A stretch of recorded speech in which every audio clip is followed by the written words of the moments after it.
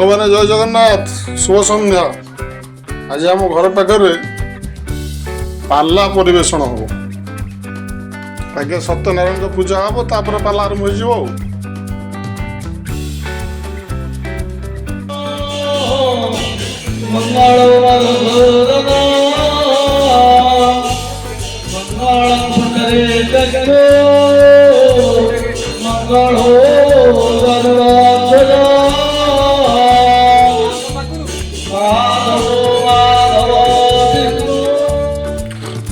दुकान सब बसगला पिला भी सब खिया खिया आरंभ करदे। अवश्य टिके वर्षा ठक पकाऊे से लोक भिड़ कम तो पाला तो हम लोक मैंने देखते कि सब खाइबार व्यस्त आस्ते आस्ते आस्ते आस्ते लोक मान रुंड हे पाला हम देखा पाला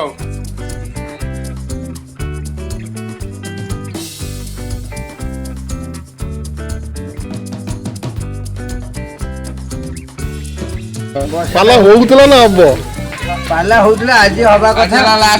झिपि झिपि वर्षा होउची कौन करिमु कमिटी वाला सब बसचंती पाला हबो कि नाही ठीक हबनी पाला हबो ना हबनी पाला हमर 12 मजा नहीं जाउची गुडी पाला हो पाला हमर मुरे भी अछंती साइड मुरे भी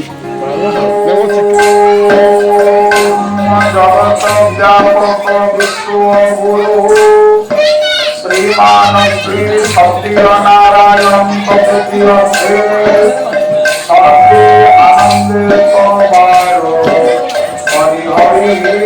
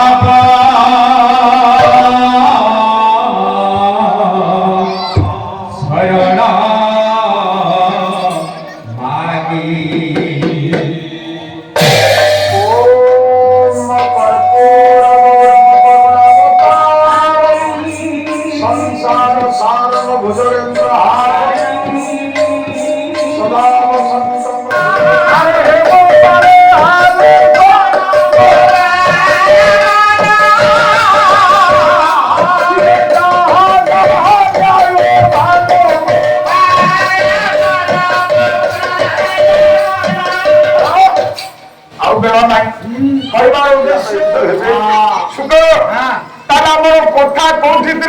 विचार आज्ञा कौन कले आम मानकर मंगल हम ना सत शास्त्र आपण पाठ करंतु से कीर्ति निज को अनुप्राणित कले जीवन यात्रा सुखमय हम। द्वितीय दान दान ये देवपीठ को गरीब मान को जी दान नहीं आज्ञा तार मंगल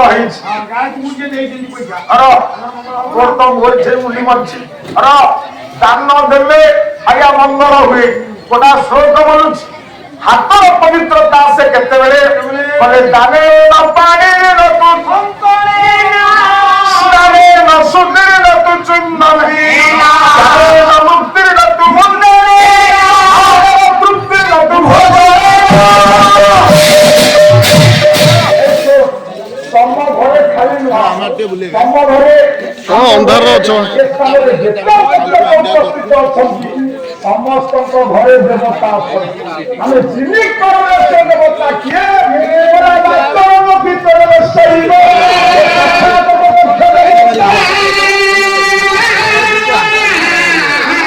ଅନ୍ଧାର ବା ଅନ୍ଧାର ଦେଖା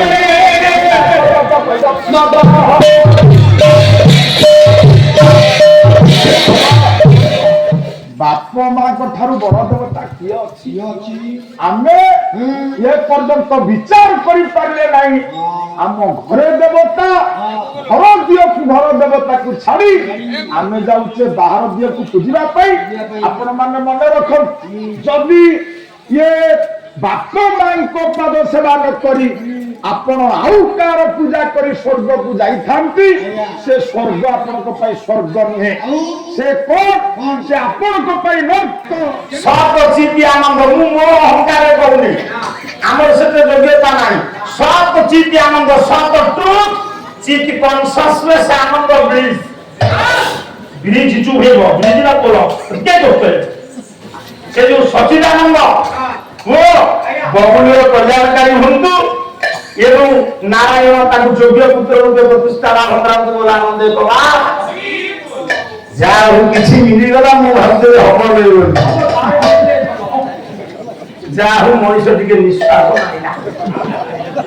ରକ୍ତ ମାଂସ ଶରୀର କି କଥା କହୁଛୁ ଆଉ ତୁ ତାଙ୍କ ଘରେ ପହଞ୍ଚୁ ଗରମ ଅଜରମ ଫଳ ଇଏ ସବୁ ବିଷୟ ମାଙ୍କର କଲିଜା କୁମ୍ଭୀର କଥା କେବେ କିଛି ମୂଲ୍ୟ ନାହିଁ ଆଉ ଇଏ ରଘୁ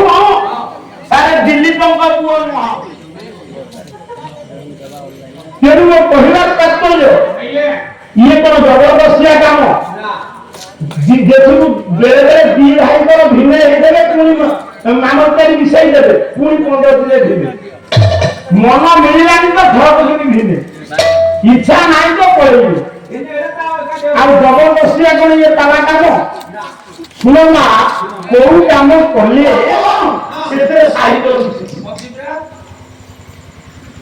ଚକୁଳିଆ ମୁଣ୍ଡାର ଦାଣ୍ଡରେ ବୁଲିକି ତାଳ ପତ୍ର ସଦା ଏବେ ଭିକ ଲାଗନ୍ତି ନା ନାଇଁ ଆଜ୍ଞା ଆସନ୍ତି ସେଇମାନେ ଯୋଉ ବୋଲନ୍ତି ତା ଭିତରେ ସାହିତ୍ୟ ଲୁଚେଇଛି ସେଇ କହିଲେ ଅକ୍ଷମ ଫେରିଗଲେ ଅତିଥି ସେ ବାପର ଭାଗ୍ୟ ହବ ଥିଲା କଲା ଥିଲା ପ୍ରାଣୀ ମାନେ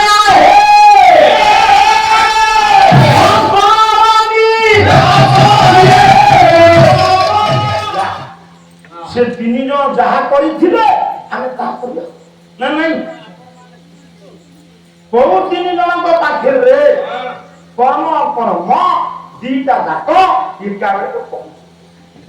ମୁଁ ପ୍ରଥମ ଉଦାହରଣ ସାର୍ କରୁଛି ପ୍ରଥମ ଉଦାହରଣ ଜଣେ ନୈତିକ ବ୍ରାହ୍ମଣ ଜଣେ ନୈତିକ ଏକାଦଶୀ ବ୍ରତ କରିକି ଉପବାସ କରୁଛନ୍ତି ମା ତୁମେ ବର୍ଷକୁ କେତେ ଥର ଉପବାସ କରୁଛ ବର୍ଷକୁ 30 ଦିନ ଯେ ଉପବାସ କରିବ ଭଗବାନ ତାପରେ ଖୁସି ହଁ କୁଛୁ କହିବ ମୋ ସ୍ତ୍ରୀକୁ ଭାଇ ପଡିବି କୋଉ 30 ଦିନ 12 ମାସରେ 24 ଏକାଦଶୀ ସହଦୟଂ ରାମ ଜନ୍ମ କୃଷ୍ଣ ଜନ୍ମ ନୃସିଂହ ଜନ୍ମ ବାମନ ଜନ୍ମ ଦୁର୍ଗାଷ୍ଟମୀ ଶିବ ଚତୁର୍ଦ୍ଦଶୀ ବୋଇଲେ ମହାଦାଗର ମହୋତ୍ସବ ଇଏ 6 30 ଦିନ ଯଦି ଅନ୍ନ ଭୋଜନ ନ କରିବେ ମା ଭଗବାନ ଆପଣଙ୍କ ଉପରେ ଖୁସି ଅଛି ଏକାଦଶୀ ବ୍ରତ ପାଳନ କରି ଜଣେ ନୈଷ୍ଠିକ ବ୍ରାହ୍ମଣ ଉପବାସରେ ବସିଛନ୍ତି ନୈଷ୍ଠିକ ବ୍ରାହ୍ମଣ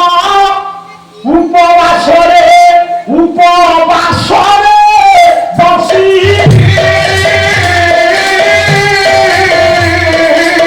ବିଷ୍ଣୁ ପାଶ ହୁଅନ୍ତି କରନ୍ତି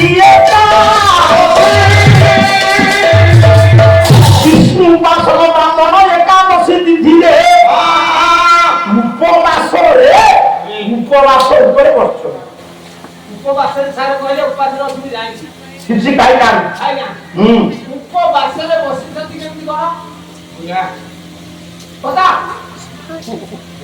ତୁ ଯୋଉଠି ରହୁଛୁ ତାର ସାଧୁ ଶବ୍ଦ ନା ତୁ କୋଉଠି ରହୁ ଘରେ ରହି ଘରର ସାଧୁ ଶବ୍ଦ ବାସ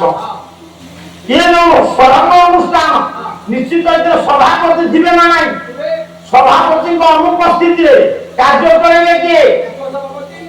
ଯୋଉଦିନ ପାର୍ଶ୍ୱରେ ତୋର ବନ୍ଧୁ ବାନ୍ଧବ ରହିବେ ତୋର କାମ ଚଳେଇବ କିଏ ସେଇ ପିଣ୍ଡାର ନାମ ଉପବାସ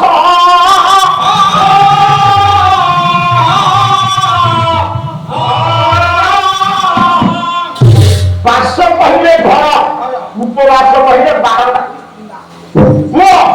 ସେଇ ପିଣ୍ଡାରେ ବସିଛନ୍ତି ବ୍ରାହ୍ମଣ ଉପବାସ ଏକାଦଶୀରେ সেই সময়ে কোন হয়েছি না শ্রীক্ষেত্র ফেরন্তা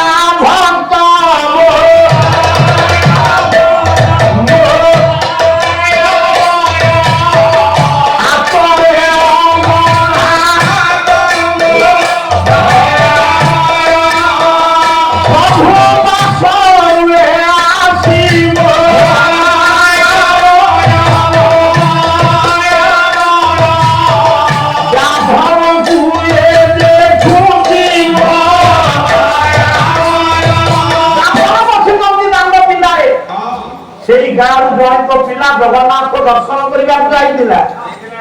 ମା ଅବଢା ଭାତ ଭଗବାନଙ୍କର ଆଣିছে ସେଇ ଦାନ ଦେଇକି ଯାଉଛି ଦେଖିଲା ବ୍ରାହ୍ମଣ ଗୋସାଇ ଗାଁରେ ଆପଣ ପୁରୀକି ଯିବେ ଅବଢା ଆଣିବେ ସମସ୍ତଙ୍କ ଘରେ ଟିକେ ଟିକେ ଭଗବାନ ଜଗନ୍ନାଥ ବସିବେ ଦେଖିଲେ ଗୋସାଇ ବସିଛନ୍ତି ଡାକିଲେ କହିଲେ ଗୋସାଇ ଓଳି ଗୋସାଇକି ନମସ୍କାର ହବନି আলো মা এই মূর্খ ছুয়াকে শিকার করি অবশ্য যদি গোটে শিকার মিলিথান্তা তাহলে এই ছুয়াটিকে আমি শিকার করি পারিলতাম মো বিলম্ব মহিলা হারবে ইয়ে জেরে বাপাতে মূর্খ শাবক হেলে আমি শিকার করি সেদিন নির্দয় হৃদয় সবল পিলাଙ୍କୁ ଖାଦ୍ୟ ଦେବା ପାଇଁ ଆକର୍ମ ପର୍ଯ୍ୟନ୍ତ ଚାହିଁଲା ତୀକ୍ଷ୍ଣ ସାୟକ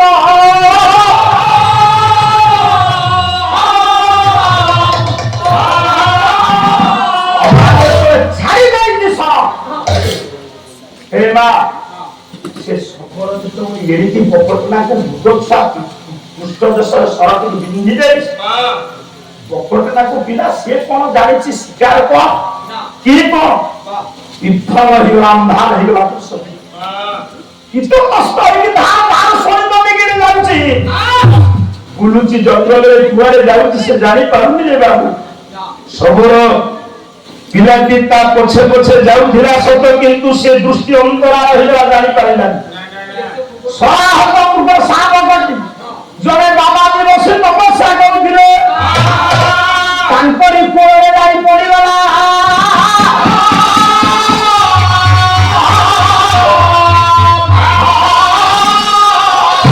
ଉଷ୍ମ ସ୍ୱରିତ ବାଜିବାରୁ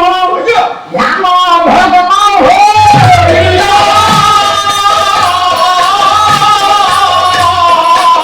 ଦେଖିଲେ ନିଜ ନେତ୍ରେ ଋଷି କି ଅବିଚାର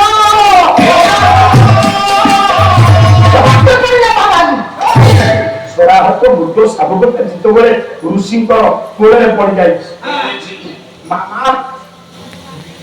ମନ ଦେଇ ଶୁଣିଲା ମୃତ ଶାବକଟି ଯେତେବେଳେ ତା ଦେହରୁ ରକ୍ତ ବହୁଛି ଋଷିଙ୍କ କୋଳରେ ପଡିଯାଇଛି ସେ ଉଷ୍ମ ରକ୍ତ ସ୍ପର୍ଶରେ ଋଷିଙ୍କ ଧ୍ୟାନ ଭାଙ୍ଗିଗଲା କହିଲେ କିଏ ନିର୍ବୋଧ ବର୍ବର